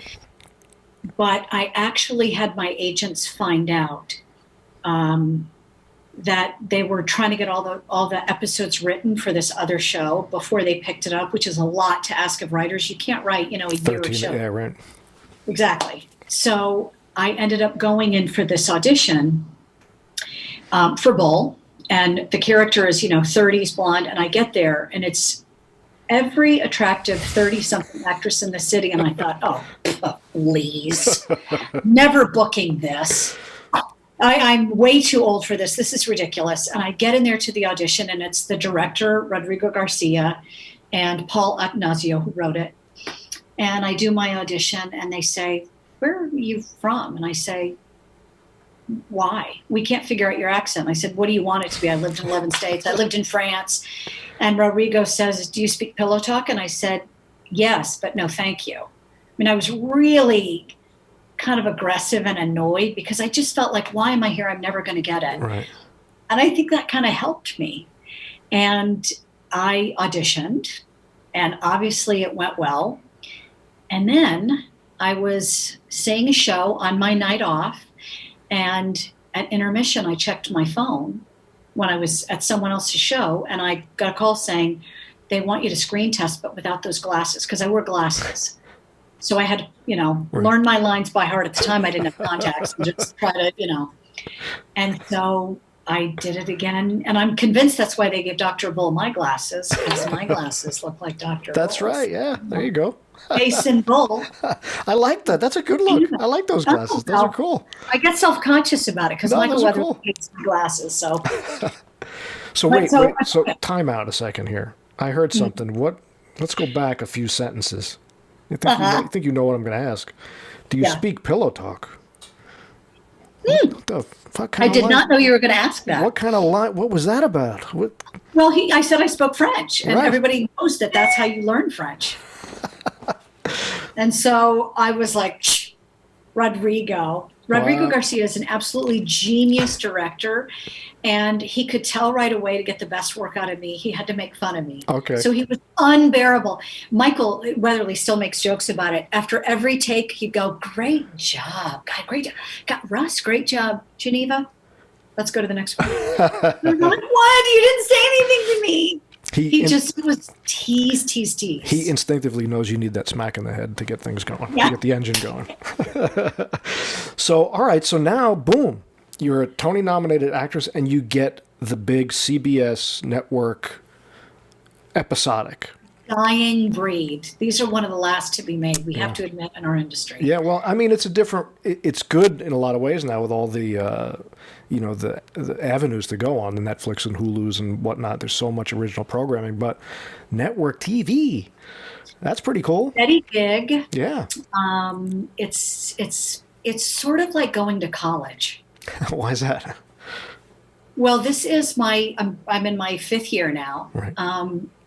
And it's being a guest star and being a series regular, totally different experience. Okay, good. I want you to really tell me what that's about. You are not prepared to be a series regular after being a guest star. I have been a guest star probably 40 times, maybe more. It is a totally different experience, and there's a huge learning curve. All right. So for folks who don't know, a guest star for when you're watching television, the mom, Law and Order, the mom who's lost her son, she's on for a 1-episode thing. Right. And it's her story and whatever, or she's the victim or whatever the show is. But usually it's 1 episode. Maybe it's like a 2-episode arc, but your guest star is one thing. I did up to 3 arc. I played Faith Yancey. I played a character based on Nancy Grace for Law and Order Criminal Intent. Right. I think I did it 8 times. Oh, right. I remember that character. I remember you doing that. That's right. I know, as I saw one. Where's my biopic? I'm ready. So being a guest star, you get to come in, you have to know your lines verbatim. There is a level of fear, and you're shot out of a cannon. And usually you have to do all the heavy lifting with the crying in a lot of the shows. Sure. So I had learned how to do that very well, and I was reliable. I'd learned that you can't do for me, I can't do too much chit chat with the series regulars because I have to cry and I get nervous, and it's a very difficult thing. That is why on our show, Michael and I make a commitment, and actually all the actors do, to do everything we can to make those guest stars feel comfortable, because it's very difficult to just have to fly in and do it. And you're just guided. A PA takes you to where you need to be, picks you up and brings you back, shows you where the food is. There's very little margin for error. Right. And they make it easy for that to happen. But when you're a series regular, there's a weird thing where they treat you so well that I don't know how to explain it, but I literally am treated like a princess. I am like the popular girl in high school with no effort. They call me queen. Everybody wants to figure out what my favorite snack is. People say it's because I'm nice, but I don't buy that. They literally make my life amazing. Wow. Every person that works there. And I know everybody, the craft service people, all the PAs, the crew, the set decorators. And it takes a long time. There are still people I don't know. But damn it if I don't try, because it's hard. At any given moment, there are over 100 people on set, and there are 400 people that are employed by the show. That's incredible. Does it help that your lead, Michael, came from another one, right? He came from CS. He was on CIS for 13 years. Right, a long time on that show with Mark. Long time. And that was his 4th show, I think. So his other shows, he was in Dark Angel. Right. He was another show with Christina Applegate. I don't remember what it was called.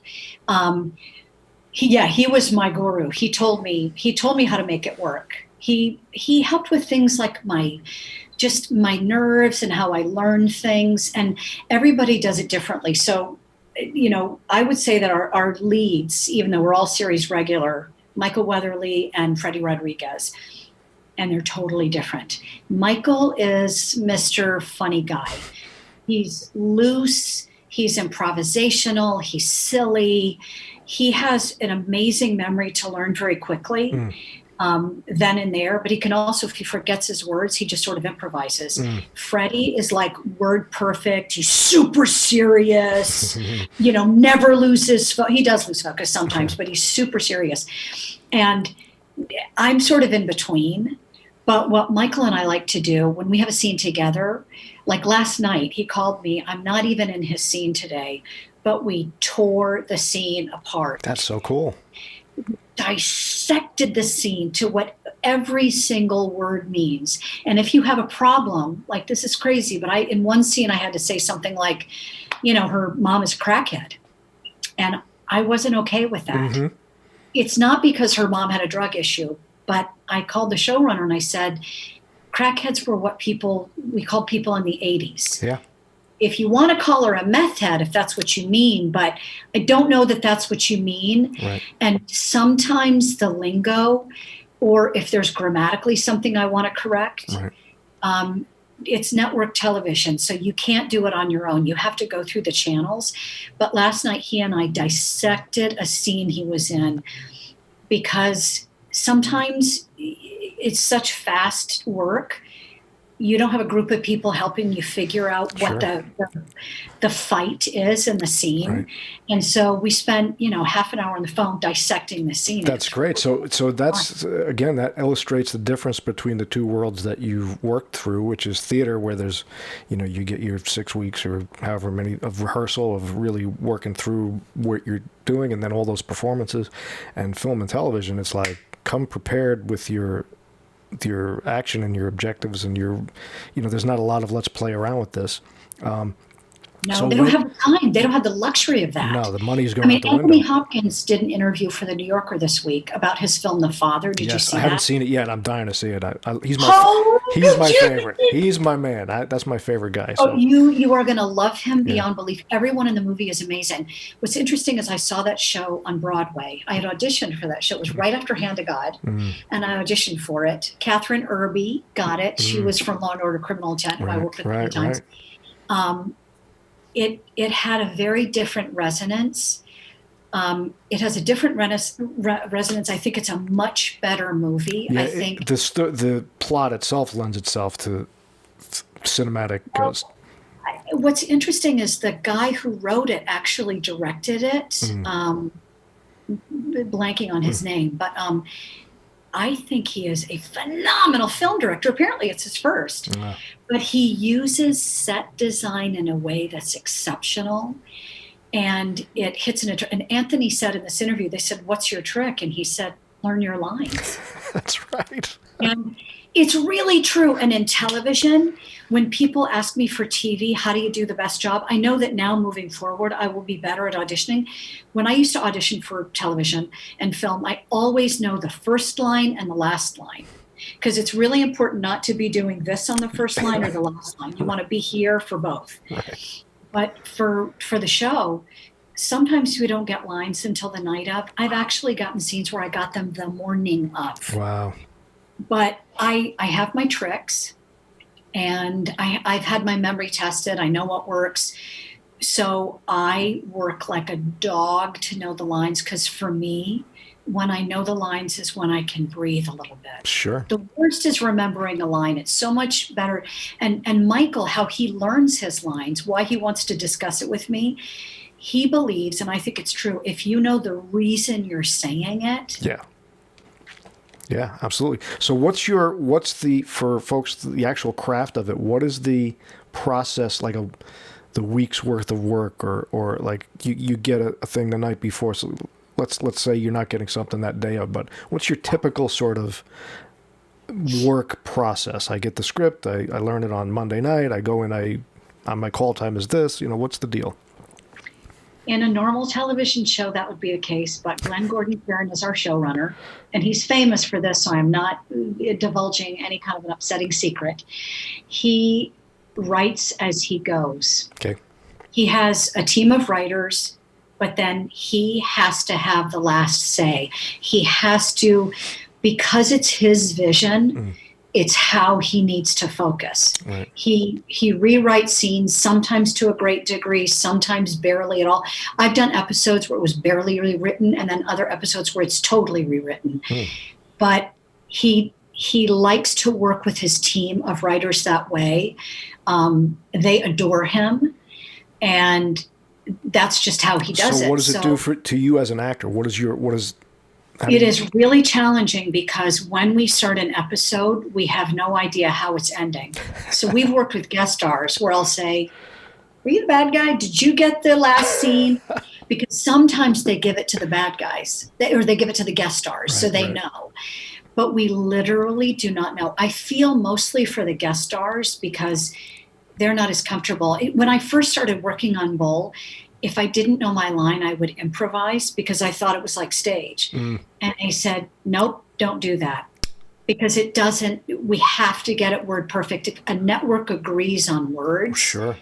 Yeah. So there's a zillion people above the line there making, all these cooks making these... even when we get it last minute, it's been okayed by a group of people, and we can't change it. So I learned that. I also learned that if I'm correcting someone, when someone says, how are you? Well, how do you think I am? If someone says, where are you? How do you think I am? You still have to say your line correctly. Right. Because still use just you. Right. So for what we do, we get our lines, I would say, a maximum of 3 days before we're filming. Like I called you the other day because I didn't know. Right. So I got my lines yesterday for tomorrow. Okay. So 2 extra scenes. I was wrapped on this episode, and now I found out I'm in 2 scenes, which I love. Oh, that's cool. So I'm going to learn my lines, come hell or high water. I do it. I tape myself saying them, and I repeat with myself. Other people use something called Line Learner, which is an app where you listen to the other person's line, but I don't care what you're saying. Wow, I've never heard of that. I've never heard of that one. Wow, Line Learner. Line Learner? Yeah, no, I never. Everybody keeps telling me, but I have my little tricks, and it's how I do it. I just make sure I hear myself saying it with no intonation. Right. And this thing, isn't this the one, it's based on Dr. Phil early life or something? Or does he have any input in the storyline? Like, does that, I would think so, right? He's kind of the... I wish, I don't know to what degree, but I know that their episodes are based on exactly what he did. Oh, wow. Because I was the first person cast in the series. And Really? then Michael came later, and I was really worried that he was going to replace me.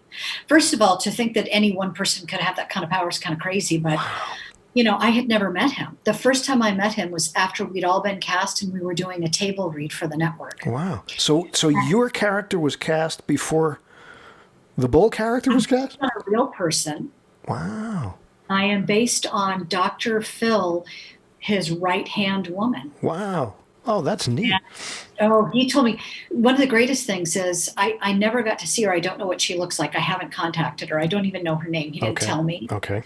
But apparently she would wear very attractive clothes and very short skirts. And sometimes judges would say, not in my courtroom today.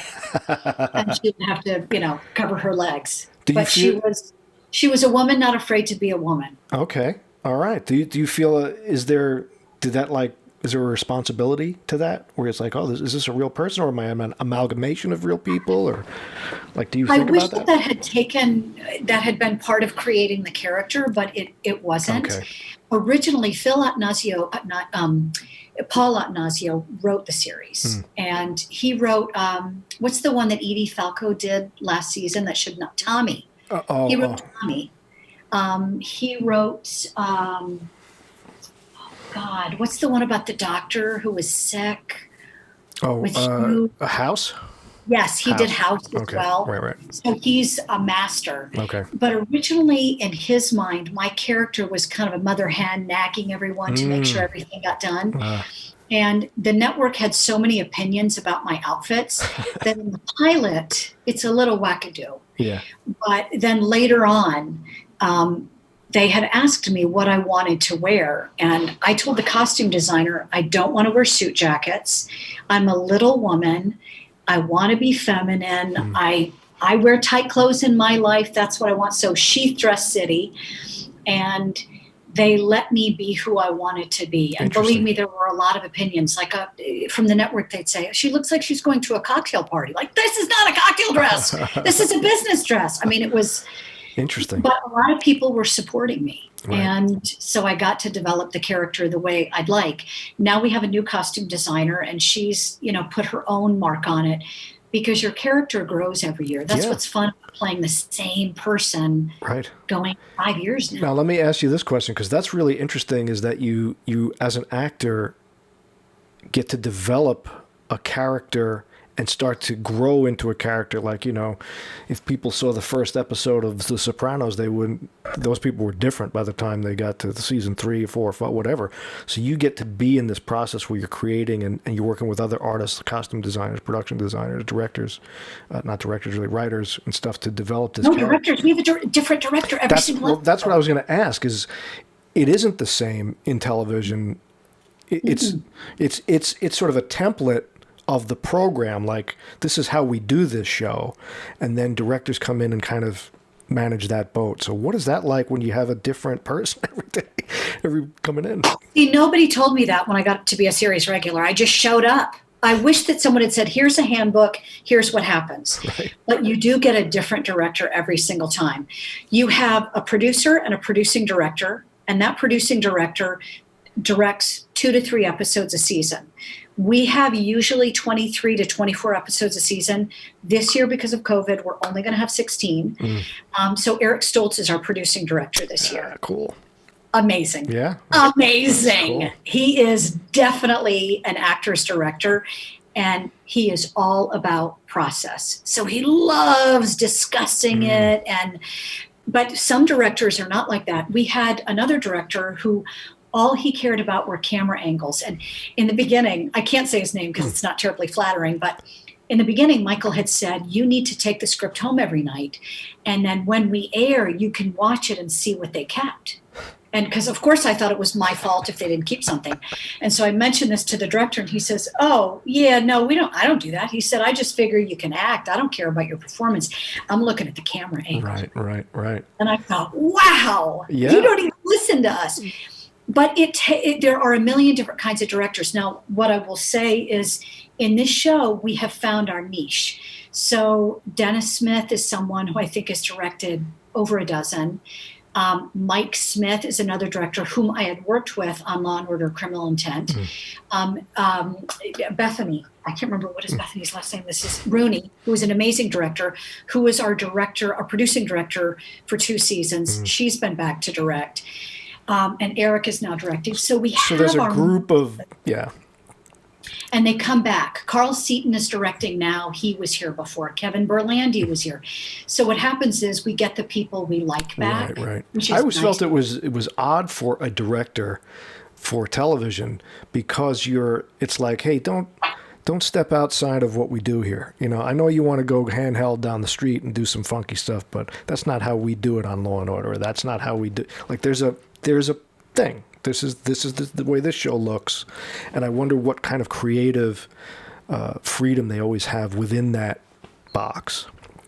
That is a good question, and I asked the same thing of Bethany Rooney, and Bethany wrote a book about acting, writing, directing television, and I buy it for all my young actor friends so they understand what network TV is. And you are right. There is this is how we do it. Yeah. And every director comes in knowing that these are the boundaries. They've watched a ton of the show if they're smart. Right. And then they also try things. So the episode we're working right now, Carl Seaton directed. It's a second time. He directed a couple seasons ago. And he tried some different things. In the series, I play the woman that created the Matrix. I'm always looking at these monitors. And he tried some different things, some kind of funky camera angles that are coming from the side, that are moving. Our showrunner usually directs 2 episodes a season, but he's not able to do the second one this year because of COVID. He did direct our first one, our opening episode this season, where we broke the 4th wall. Oh, what? It was so intense that after I finished my scene where I had to break the 4th wall, I went into my dressing room and cried. Wow. I'll tell you what, there was probably a lot of notes before that decision was made. Well, Glenn is the top of the notes. Exactly. So if he says it goes, it goes. I will tell you, it was so he breaks the mold. To answer that question, Glenn breaks the mold all the time. He's had singing on the show. Chris Jackson, who was in Hamilton's in our show. Oh, that's cool. He had singing in an episode. And the episode that we did, we lip synced. Oh, wow. And we broke the 4th wall. And it was, so when Glenn directed, he wanted me to turn in my chair and address the audience. And his direction was, these people watch you every week. You're so grateful. Just tell them that you've missed them and that you're there for them. So, I do my thing. And he said, gosh, you look a little stiff. I don't know what to tell you. Can you be bigger? Yeah, right. I mean, I was big, and I was like, how big do you want it to be? And he laughed, and that was the take that we used. That's awesome. So he's creative. Sure. The other directors, it's hard for them, but every director, because they're working for their next job. Yeah, absolutely. They try to add a little something. Right. I don't know that it always lasts. Yeah. But that's got to be fun for you when they can. It's like because it is a job and it is sort of a regular thing. It's nice to inject some new stuff into it every It can month. be a grind. Yeah. I am very lucky that season 1, because a lot of it was around the screens. I sometimes worked. I'd worked up to a 70-hour week. Wow. You can work crazy hours in television. We've since then. We know what we're doing in a better way, so the days have gotten shorter, and Michael has small children, so we've tried to accommodate that. Yeah. And now, because we have 7 regulars on the show, it ebbs and it flows. Yeah. I'll get a couple episodes where I'm in every single day, and then I'm 3 days, 2 days, 4 days. It sort of Geneva, depends. this is a great gig, man. This is a great gig. This is a really cool gig. I gotta say. And they make me treats. We have this this caterer. I love this chimichurri sauce she makes. She makes me a jar of it to take home. I want to package it and sell it. It's so good. That's awesome. All right, so I'm not going to keep you too much longer. I'm going to wrap it up here a little bit. But 2 things. One, you mentioned when he said turn to the audience because they see you every day or every week. What is that practically like in your life? Are you aware that you're in people's living rooms, and are they making you aware? Do you have fans? Do you have people that recognize you now? Does that happen to you now in this sphere of your career? Well, I'll be honest. The average age for network television. Right. So yeah, take me to an old folks' home. I'm a celebrity. In most situations, no. I can online date if I so choose. That's how unrecognizable I feel. It's occasional. But you know what? That's still, to me, that sounds like a pretty good part of the gig. You got the great gig, but nobody. So I recently moved. I moved right before the pandemic, and I will say I brought the median age down by about 20 years, just single-handedly. So in this building, I am a big celebrity. Right. So there are a couple people who leave me a note every Tuesday morning to tell me what they thought of the show on Monday night on my door, which is very sweet. So no, I am just living my best life as a working actor, making a very generous living. And it's amazing. And you and your cats are enjoying that whole scene. All right, so last little thing, you've been just a delight, as I knew you would be. It's a great gig, but what are the other? Are you still looking to do other things? Do you want to go back to the theater? Are you looking at film stuff? What other stuff you want to do? I just had an audition for a film that I'd be very interested in doing. I can't say what it is because they make you sign an NDA, but it would be a challenge. Marissa Morgan is one of my favorite directors, and recently I talked to him if there's any way that on hiatus we could do a play. I love doing new theater. I would love to try Tennessee Williams, and he knows. Yeah. Have So you ever done any Tennessee Williams? No. I got to do it in little tiny theater productions, but way back. Did you do a play? I did. I did Cat on a Tin Roof. I was Brick a long time ago, and I got to direct and do Stanley in Streetcar. That was one of my favorite things. Oh my God, I see Stanley. Totally. Well, I can't. That's the one I want to do. Yeah, that's the one I want to do. You're ready to rock that one right now. So. All right, so I'll play. That'd be awesome. I think network television is 9.5 to 10 months a year. So it was very little time. Right. So they're golden handcuffs that are a joy. Yeah. But yeah, of course I'm looking for other projects, and You never know. You never know. Was- The streetcar? Are we doing streetcar? I'm ready. Well, I don't think I can pull that off anymore. I'm a little too old for. It'd be a different kind of Stanley now.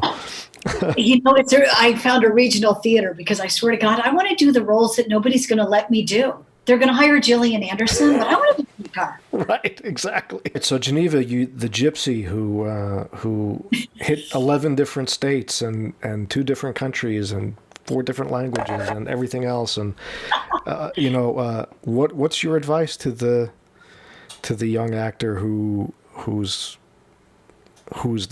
can look at the nobody who got the Tony nomination and the big series? Like, what do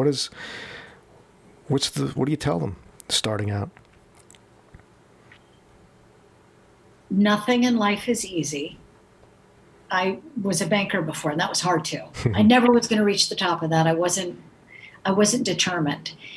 If you really love performing, if you can see yourself doing nothing else, give 100%.